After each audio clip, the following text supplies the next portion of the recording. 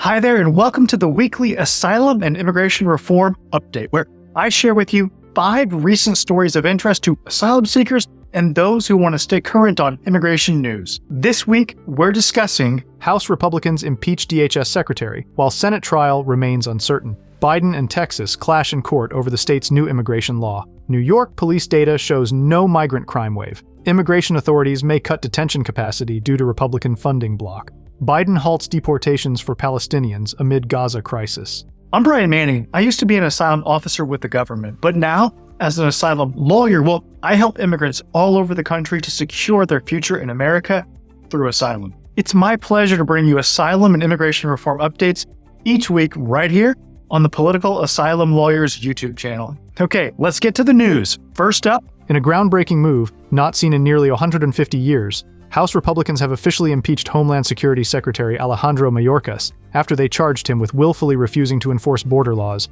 and breaching the public trust. This bold step triggers a formal procession to the Senate, where a trial or a motion to dismiss awaits. The House has appointed 11 impeachment managers, including notable figures like Marjorie Taylor Greene, to lead the prosecution in a Senate trial. The Biden administration will mount a defense, possibly involving House Democrats. With the Senate acting as the jury, the outcome seems predetermined. A conviction appears highly unlikely given the Democratic majority. If the charges are not dismissed and a trial proceeds, convicting Mayorkas would require a 2/3 Senate majority, a tall order with Democrats in control. And next up, for update number 2. The Biden administration and the state of Texas are locked in a legal battle over a controversial new immigration law. Set against a backdrop of political turmoil and record migrant crossings, this lawsuit symbolizes the deepening divide on U.S. immigration policy. At stake is Texas's Senate Bill 4, a law criminalizing unauthorized crossings from Mexico, with escalating penalties for repeat offenses. A federal court in Austin is hearing arguments over whether to halt the implementation of the law, which is set to go into effect on March 5th.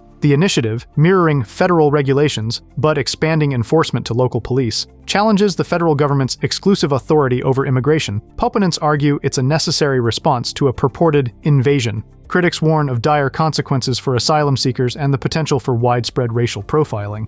All right. Time for our third immigration update. In New York, a narrative of a migrant-driven crime wave is making rounds, fueled by viral incidents and political rhetoric. However, actual police data paints a contrasting picture, showing no evidence of a crime surge linked to migrant arrivals. Since April 2022, when Texas began busing migrants to New York, major crimes, including murder, rape, and shootings, have decreased, despite the city welcoming over 170,000 migrants. This challenges the notion that migrants are causing a spike in criminal activity, a narrative pushed by some politicians and media outlets. The statistics reveal that crime rates have fluctuated but not significantly increased, suggesting that the city's safety issues are not directly attributable to its newest residents. This revelation suggests a reevaluation is in order of the discourse around migrants, focusing on factual analysis rather than sensationalized accounts to foster a more informed and balanced public conversation.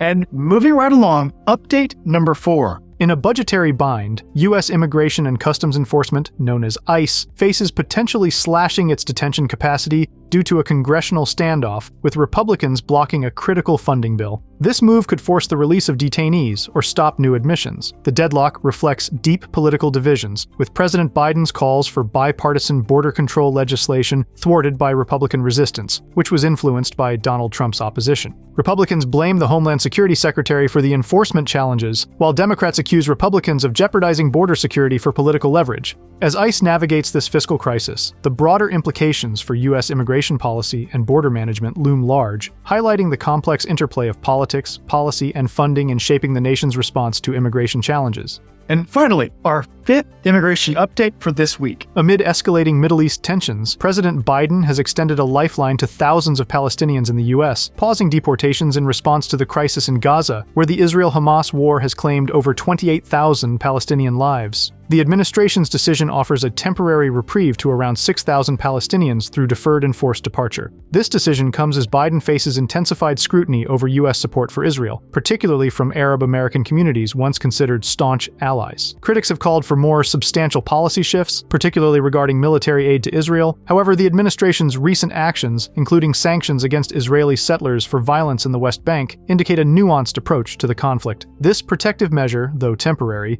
signals a significant, if controversial, step in addressing the humanitarian consequences of the conflict, balancing domestic pressures with the complexities of international diplomacy. And that wraps up this week's immigration news. If you want to win asylum in the United States, then you should call my office today. We help people all over the country, so it doesn't matter where you are. Call us now to schedule an Asylum Strategy Session so that we can help you secure your future in America through asylum. Again, I'm Brian Manning, and it's an honor to serve you in your immigration journey.